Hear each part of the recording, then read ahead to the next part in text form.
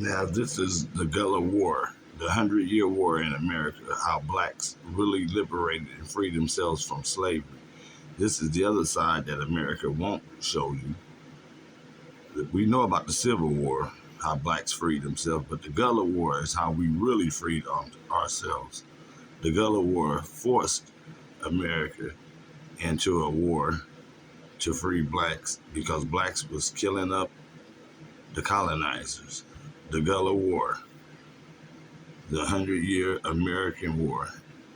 So when you look it up, don't look up the 100-Year European War, but the 100-Year American War. We fought 100 years here in America to liberate blacks. This is the Gullah War, the truth on how blacks really freed themselves in America.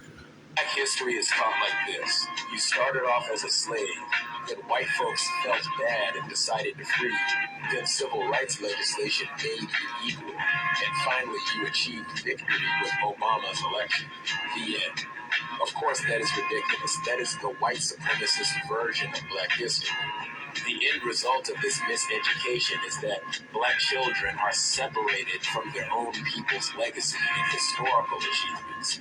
Everybody in the world has the right to draw inspiration from their own people's legacy. And this right is robbed from black children because their history is actively hidden, distorted, and replaced with make-believe. For this video, we will carefully cover the facts on how black people became liberated from American chattel slavery. The miseducational system has taught us three gigantic myths about the freeing of the slaves. The first myth is that there was only some slave rebellions here and there, but not any kind of large-scale military resistance to slavery initiated and carried out by black men.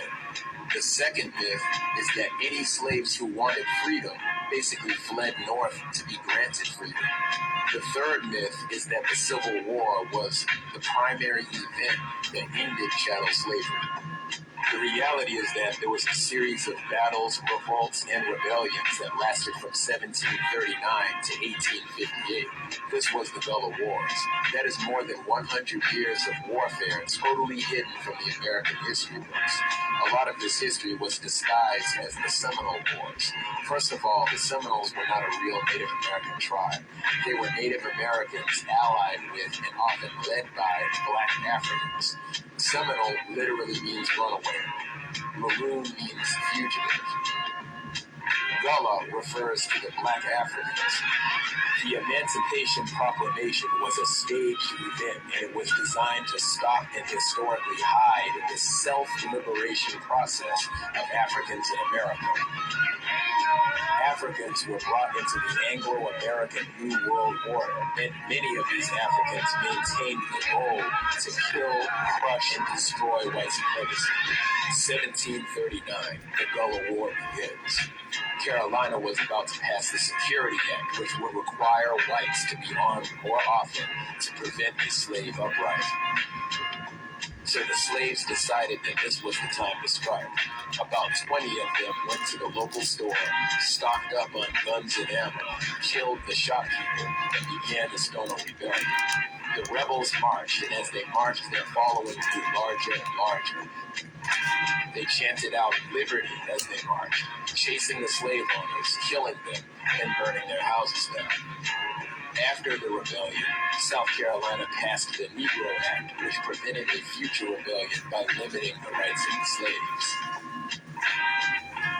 From that point in time until 1812, the Gullah were fighting continuous battles against the state militia in Florida.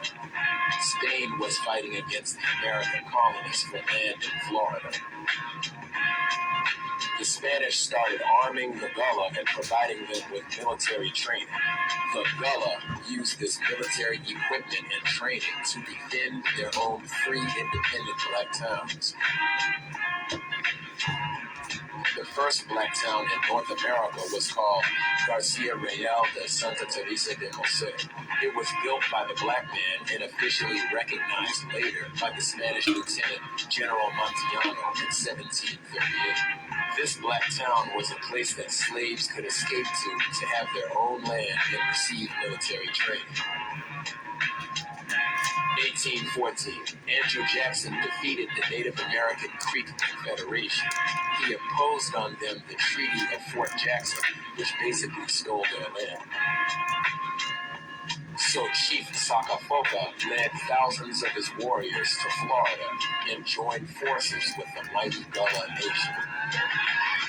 The so-called Indian Wars were actually the Gullah Wars. General Thomas Jessup said, "Throughout my operations, I found the Negroes the most active and determined warriors, and during the conferences with the Indian chief, I ascertained that they exercised an almost controlling influence over them.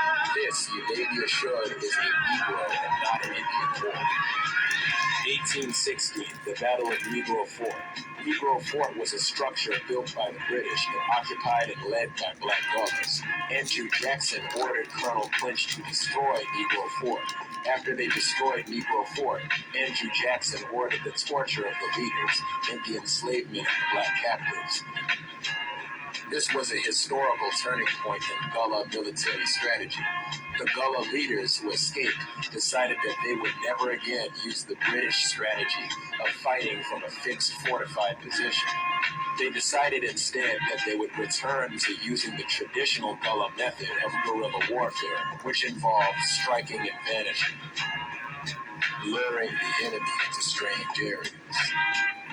The forest, the pasture, the swamp.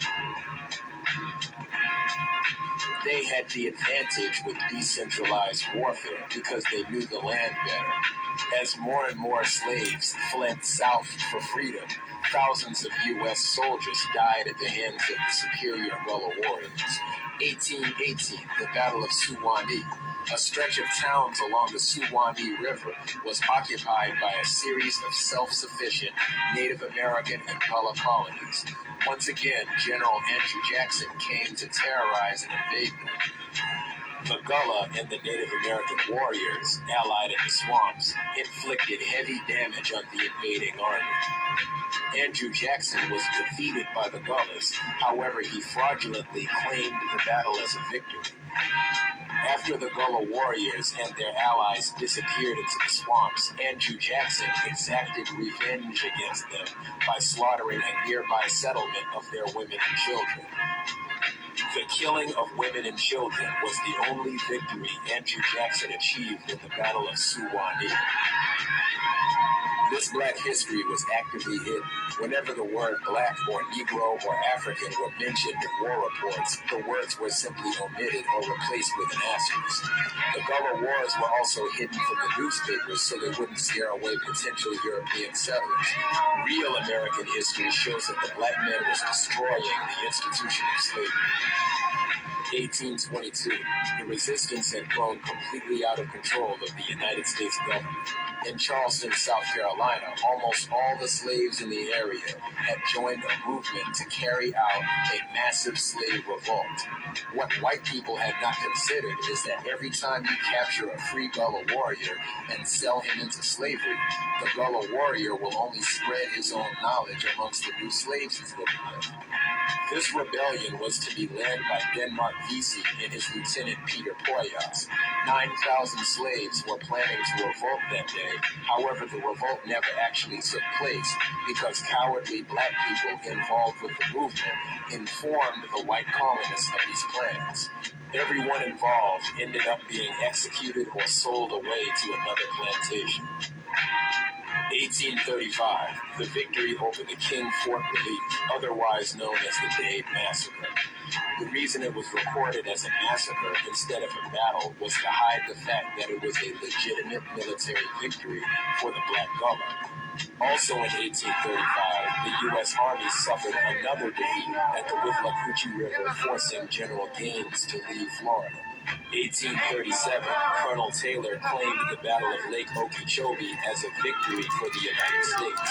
In reality, the Gullah warriors and the Native Americans had already started fleeing the area and spreading the Gullah resistance to other parts of the Gulf. The real war that ended slavery was not the Civil War. It was the Gullah Wars. It was Native Americans and black Gullahs against the white Christian colonists. The so-called Civil War was carried out for elitist banking and business interests, and it also served as a formality, a ceremonial ending to chattel slavery. In reality, slavery ended in America because it couldn't be maintained against the constant guerrilla attacks, and the only way to stop those attacks was to make slavery illegal. The free black man would not tolerate slavery. Therefore, it came to an end.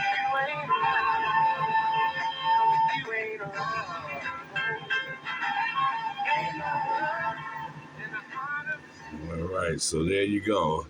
So stop saying black folks didn't fight to free themselves. We fought very hard in America.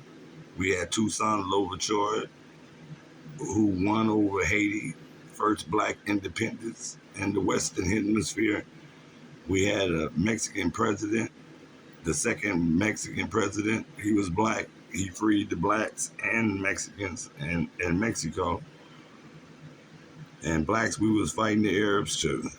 So don't act like we wasn't fighting. We had Nat Turner rebellion and all kinds of stuff. The black man freed himself.